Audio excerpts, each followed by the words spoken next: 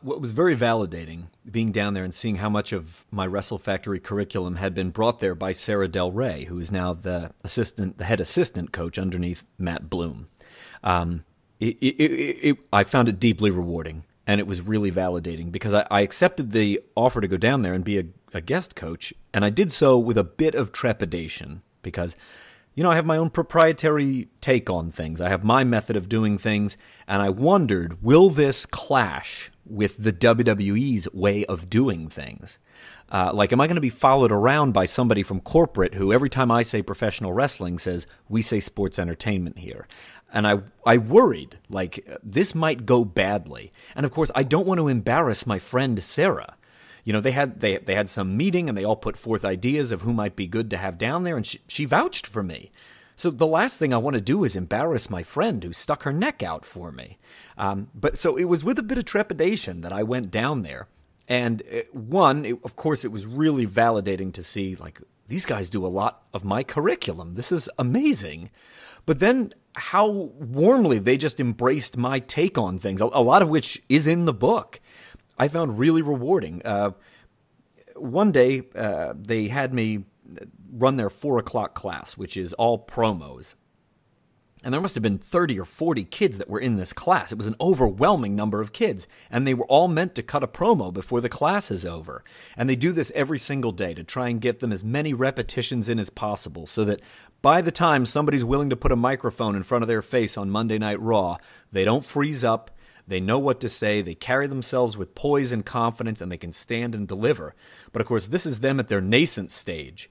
So, a lot of the current batch of NXT stars, and a couple of whom have already ascended to the WWE, these people back then, they're in my promo class. I'm trying to explain to Alexa Bliss how to get greater emotional resonance out of the 45 seconds that she's got with the microphone. When it was all over, the guy who at the time was the head writer of NXT, and he's since moved on, I believe, to SmackDown, he said to me, I hope it's all right, but I'm just going to steal everything that you said in this class. And I thought, great, that's why I'm here, right? We all have different perspectives on how we do things, and the way they did things at the Performance Center were very inspiring to me. Never in a million years did I think I would come back with all the ideas that I did. You know what? They do this, and it's brilliant. Why aren't we doing this? I went down there meant to teach, but I came back having learned a lot. It's pretty good, though, that, you go down there and can kind of leave a stamp or you leave a mark because, you hear things like, oh, they're very stringent. They like to do things their way. They're not very adaptable, things like that. So it is good to hear that you go down there and you really do make an impression on them.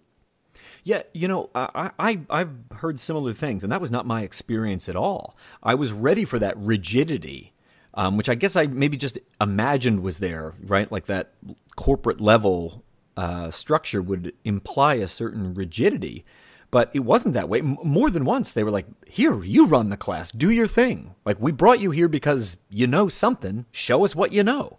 Cool. And it was very flattering to be offered a gig down there as a coach. If moving to Orlando was something that my life could sustain, man, that's an offer I probably would have considered for more than 30 seconds. It's just that divesting myself of all my other business interests in wrestling and deciding to go to Orlando and be a coach forever and ever, that's not in the cards for me right now. Nevertheless, it meant a lot just to be asked. And I was genuinely surprised by how flexible they were down there, how willing they were to, give me some leash. And, yeah, get in the ring and show a couple of these funky transitions to Gable and Jordan. Can I please? Yes. Is it something that you would consider in the future if you could move to Orlando and everything worked out? Is it something you would definitely be interested in becoming a coach down there? It's a very interesting idea. They run this wonderful facility down there. I found the work exhausting, though. I did more than a few 11 and 12-hour days in the week that I was at the Performance Center. And it did give me an appreciation when I saw a friend of mine who's a coach down there, Adam Pierce. He was meant to leave for the day at 4 o'clock. And at 4 on the dot, he was walking out of there. And just the few days that I was at the Performance Center made me understand why. Because it could easily consume your entire life. There's 80 aspiring athletes in that facility at any given time, right? They let some go, then they hire some new ones, but that's about how many are coming through there at any given time, 80. And they're all, and I mean this lovingly, especially to the friends that I made while I was down there, They're all scared to death. They're scared that the next time Canyon Seaman walks in there with a clipboard, they're the ones that are going to be terminated. They're worried that, these nebulous ideas that you probably hear talked about a lot, right? Like, this guy, he just doesn't have the X factor. This guy just doesn't have it. He's lacking that special thing, right? Well, that's all really vague.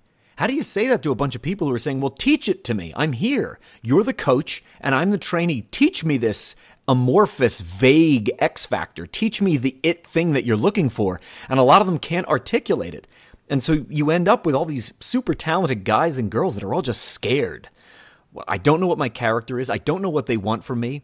The things that they say we need most, they can't articulate or teach to us, but I guess I can do more jumping jacks or spend an extra hour in the weight room. Or, oh, there's a guest coach here who will stay after hours and help us with promos. Let's see if we can get him to stay for 6 straight hours.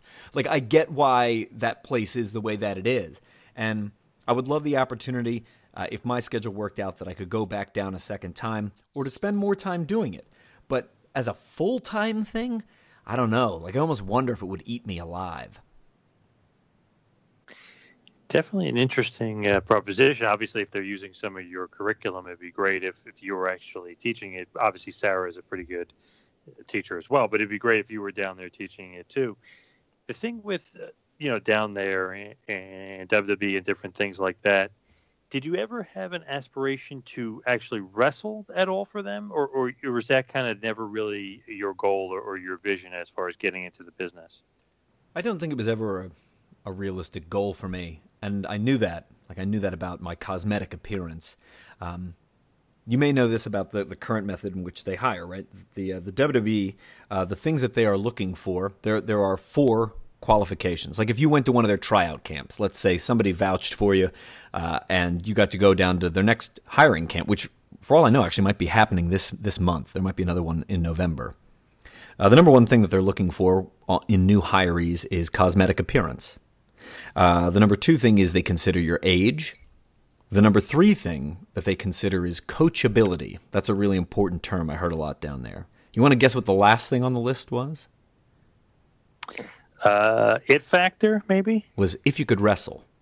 Oh, okay. That's the last thing. Right. Like, that's bottom priority to them. And I understand why. Like, on the surface, that seems laughable, right? Like, we can have a chuckle about that. But nevertheless, they have a world-class facility, the likes of which has never existed before, state-of-the-art weight room, 7 rings, it's beautifully climate-controlled at every time of the year, and they have amazing coaches. Norman Smiley, Robbie Brookside, Adam Pearce, Sarah Del Rey, Terry Taylor, just up and down, people with all kinds of crazy experience. Think of all the places Norman Smiley wrestled. A lot of people only know him from WCW. He was a huge star in CMLL. He was a huge star in Europe. Look him up. He used to be called Black Magic before he was just known as Norman Smiley. Robbie Brookside, what a phenomenally talented technician. The experience of Terry Taylor, both in front of and behind the camera. Years writing and producing, but also having great matches throughout his entire career. And doing a variety of different characters, showing his versatility. They can teach anybody how to wrestle. They're confident in that, and they should be. And that's why they can take someone with no wrestling experience and turn them into a world-class performer. So what they weight most heavily is, do they have the right telegenic appearance for us? Age-wise, are they going to have some longevity with the company, given how physically demanding it is on people's bodies? And can we coach this person? Because if we can do all that, right, if they satisfy all of those, well, making them into a pro wrestler is a no-brainer when you see what they're doing at the Performance Center. And then, of course, the 4th thing would be if they can wrestle, which is weird that that's not kind of first and foremost. Right, but that just speaks to their confidence. Like, when I was down there, they had the top-ranked Greco-Roman wrestler from Serbia, and he had never even seen professional wrestling. He also didn't speak English, but he had the right look, he was the right age, and they knew they could coach him. Like, he was, Olympic-level wrestler. But likewise, they had somebody down there at the time who was, I don't know if she was a fitness model, but she had the right look, she was the right age, and she was exceptionally coachable. And she probably couldn't tell you who Hulk Hogan was. But they have enough great trainers and such a terrific system that they'll make her into a great wrestler.